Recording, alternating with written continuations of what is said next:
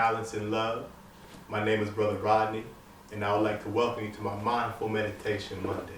And this is where I share tips, techniques, and practical things that we can do to help bring balance to our complete being, our body, our mind, and our soul. So I give my gratitude and thanks for anybody taking the time to listen, and I hope that you enjoy the video.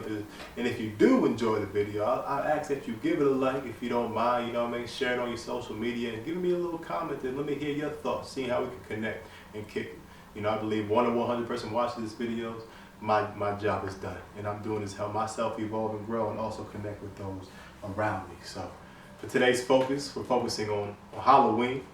And it's that time of year where we have the ghosts, the goblins, the ghouls, the demons, all the dark Freddy Krueger, Friday the 13th, Jason. These things that trigger this emotion called fear, that trigger this emotion that shuts us down internally. And it's a time where we bring out that vibration or energy within to this physical reality. And as this, we have those same external feels. I want to take things a step deeper and focus not so much on Halloween, its origin, where it comes from, but focus on sometimes those demons, those ghosts, those ghouls that we have festering in our own personal consciousness that we need to learn to deal with and that we need to learn to transcend. Because as long as we're living in a state of fear internally, it will make it very difficult for us to connect to our higher state of consciousness and connect to our divine nature and experience who we truly are. So these techniques are going to be centered around what fear is. And when you learn the definition of fear given off of, I think this is from webstersdictionary.com or one of the two, it says an unpleasant emotion caused by the belief that something or someone is dangerous, likely to cause pain or anxiety.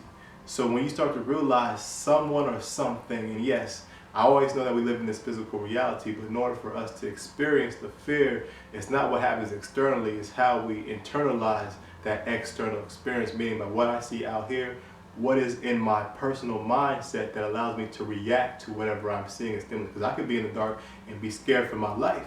But if you're walking downstairs in the dark for some reason, it does not affect you. Or when you see certain people who are going to jump off a cliff into the water, some people get stuck in their own body and others are easy to jump freely. And you start to realize it's like, wow, it is not the external environment that's the deciding factor. It's the internal state of mind or state of consciousness that determines how fear will affect you. And you start to see a lot of times, like I always say, from the TV that we watch, the different movies and different messages, or how they show certain kinds of violence on the news, how it affects our consciousness and what could create potential anxiety or triggers that will shut our consciousness down. So where I'm trying to get to is to help us overcome fear through these mindful practices, through these mindfulness techniques, because all it comes back to is learning how to bring balance back to the mind, have more control or conscious awareness of what is taking place in the mind, and seeing what it is that you have to do to overcome these fears that lead to chronic depression, that lead to chronic stress, that are overall not allowing us to connect to our consciousness, but we're going to be stuck in the mind in these thoughts that are not serving us. And when you recognize and talk about transcending fear, one of the very first things we have to begin to look at is bringing our body, our mind into a state of relaxation. Before we start doing the focus and concentration, going deeper into the breathing, we just need to relax. We need to regulate the nervous system.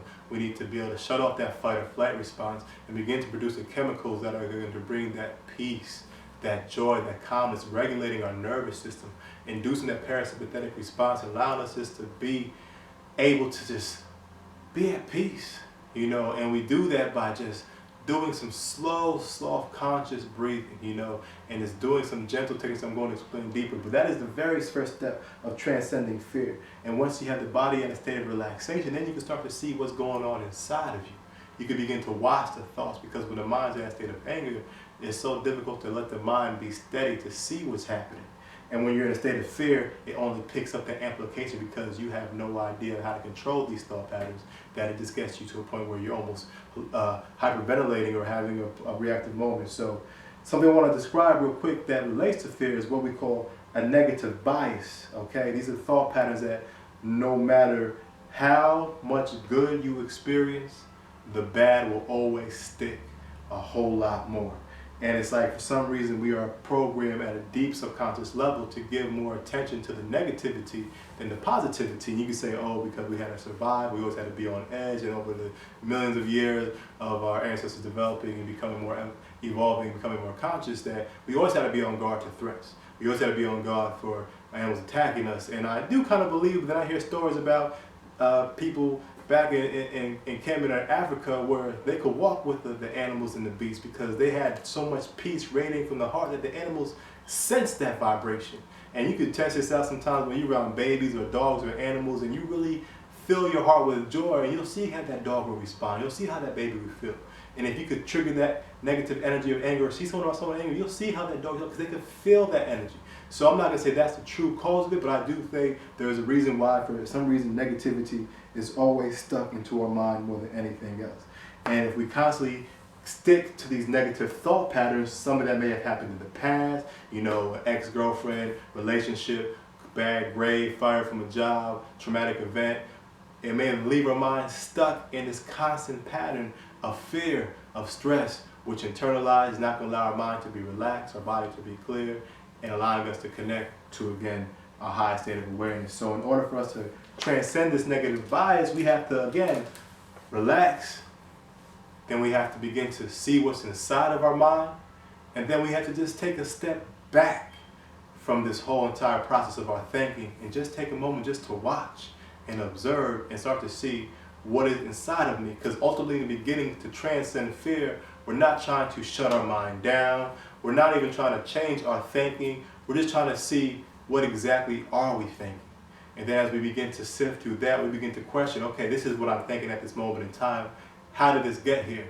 You know, and what is it? The next step is, okay, how can I change the subconscious mind pattern in order for me to override this program that is holding me back? Because if I'm thinking this thought constantly, imagine the neuron connection that I've created within my brain that has allowed me to continue to process this thought even when I'm not consciously aware of it.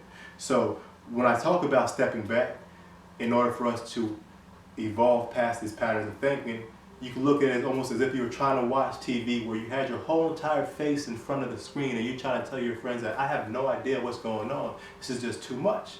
But as you begin to take a step back, begin to see a little bit more of the picture, things become a little clearer. Okay, so this is what's happening. Then you see, oh wow, that's why I'm always angry. I haven't let go of what happened to me in my childhood from what my mother did, or my father not being there.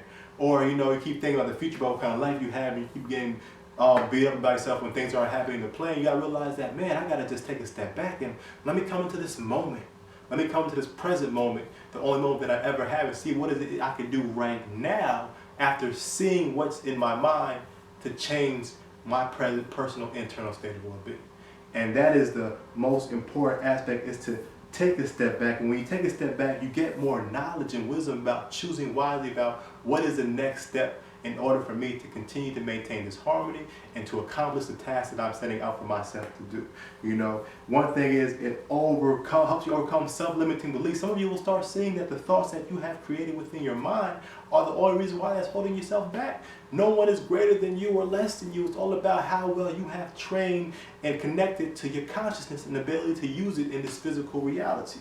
And that is the key, is having that self-control, becoming a master of the mind. Because once you learn how to keep this mind steady and bring it to the direction where you will it to, there is nothing on this earth that's going to stop the amount of power and force that you will bring. And once you connect that with compassion, love, and consciousness, that's when you have the divine, that Christ consciousness, that Buddha mindset, or what they call the way and the Tao, different ways of you becoming that enlightened being in this reality. But it's not even about that. The goal here is just to bring peace.